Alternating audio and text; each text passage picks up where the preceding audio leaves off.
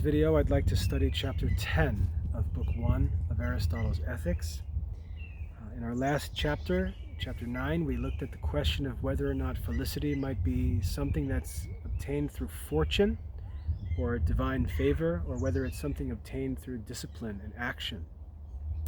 And we saw that Aristotle's conclusion was that it was necessary, that happiness should be a reward for virtue, and therefore not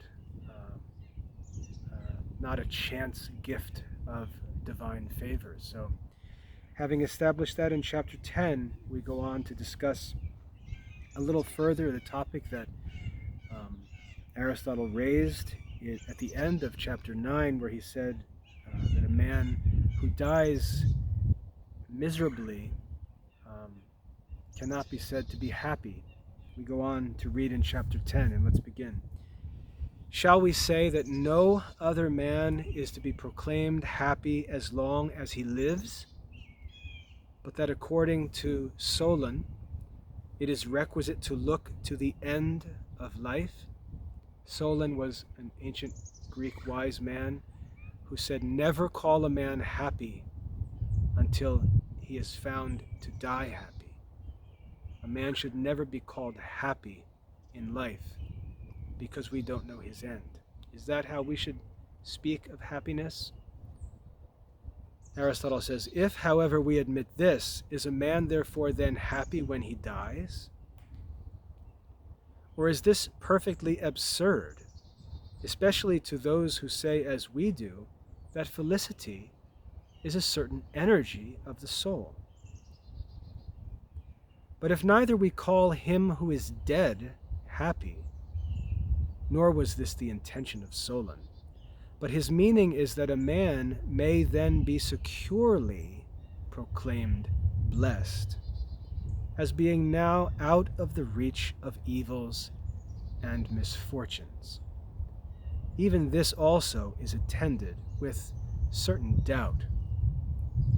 For there appears to be a certain good and evil to him who is dead, if there is also to him who is alive, but without sensation, such as honor and ignominy, and in short, the prosperity and adversity of his descendants left behind. This, however, also presents us with a difficulty, for it is possible that to the offspring of him who has lived to old age happily and has died rationally, many mutations may happen, and that some of them may be good and may obtain a life according to their desert, and that the contrary may take place with others. It is likewise evident that there may be an all various apostasy in them from the manner of their parents.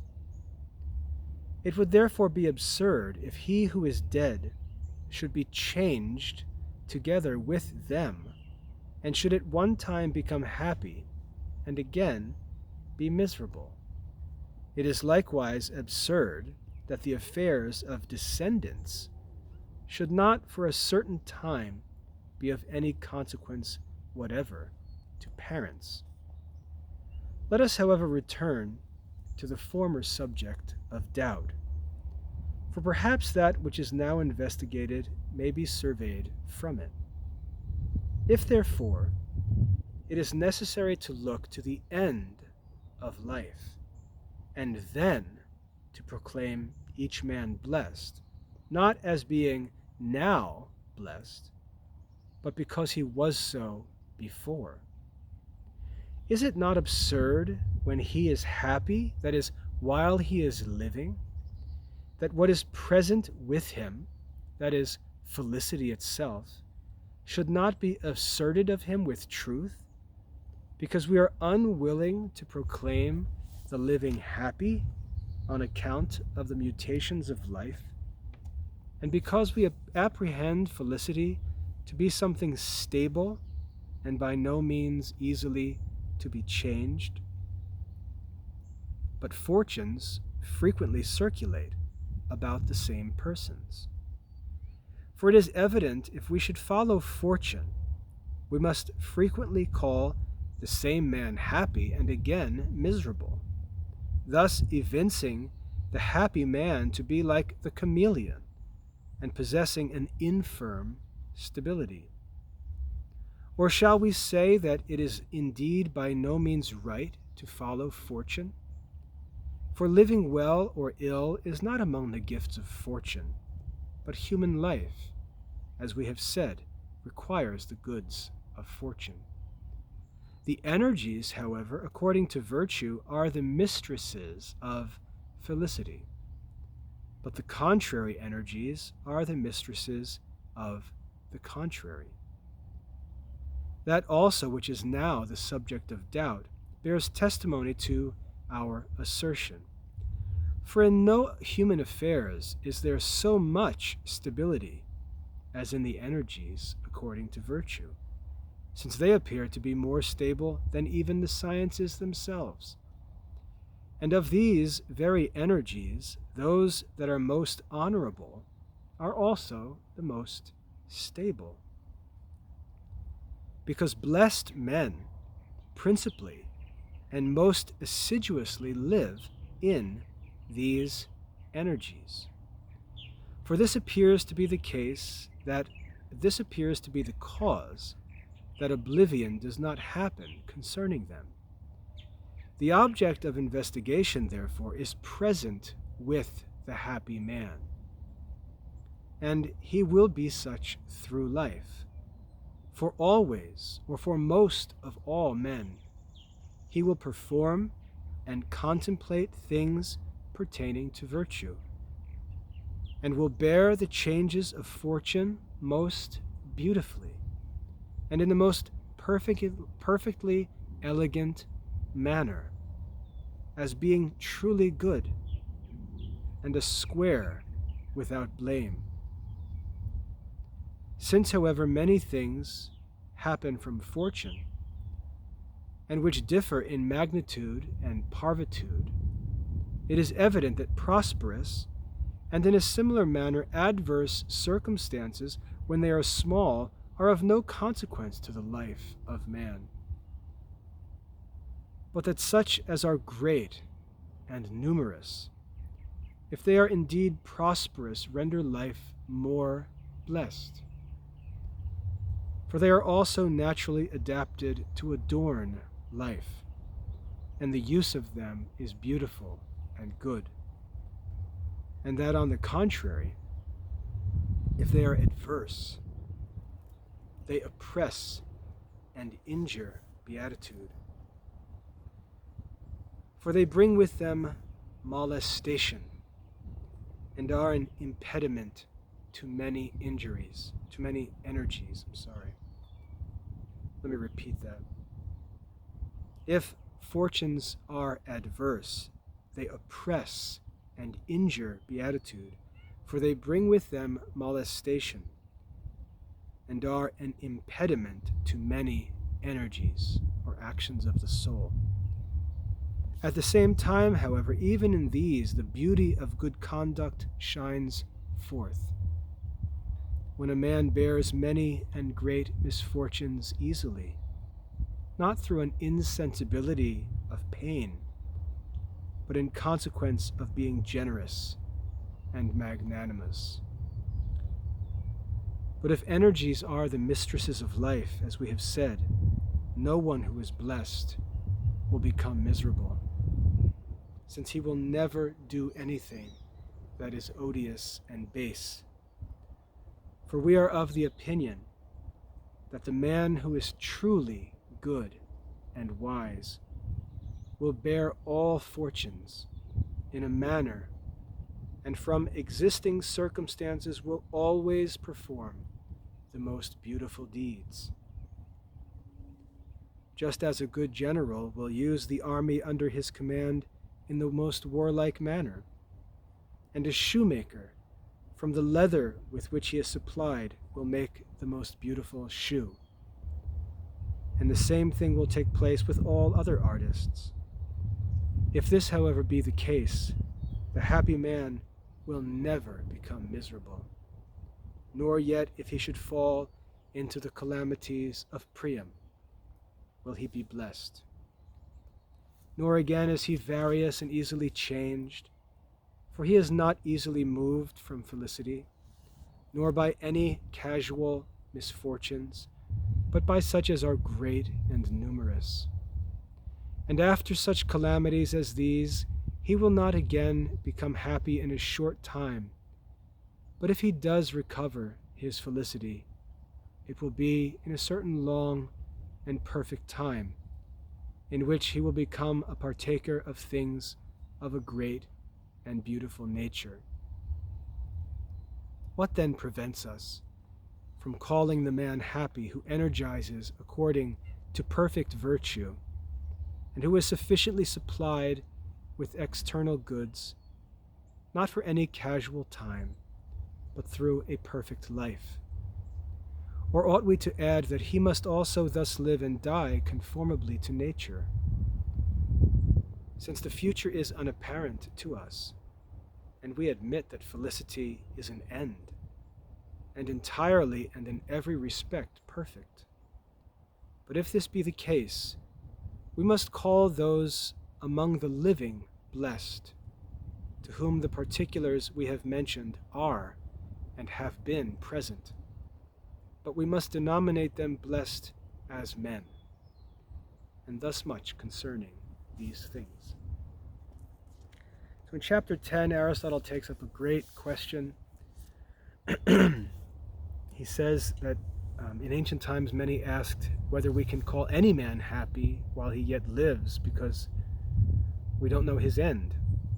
And Aristotle explains that because happiness is not the mere possession of good fortune, but the energy of the soul according to virtue, and that a truly good man will always conduct himself virtuously, even in the presence of adverse conditions, even in the presence of misfortunes. A good man will act virtuously and maintain his happiness, even if his circumstances are adverse or against him. We can think of many examples of this. The most glaring to me is Job in the Old Testament. If you've read the Old Testament story of Job, you'll know that he was a man who was extremely wealthy, wise, righteous. He was a perfect man, Job, living in the ancient world around the time, I think, of Abraham. And the devil sought permission from God to afflict him. And this affliction was not a punishment for anything that Job had done. It was simply an attack, a spiritual attack, by which the devil sought to lead Job to curse God and sin. It was a spiritual attack, a temptation. Job lost all of his possessions. He was an extremely wealthy man. He lost all of his possessions.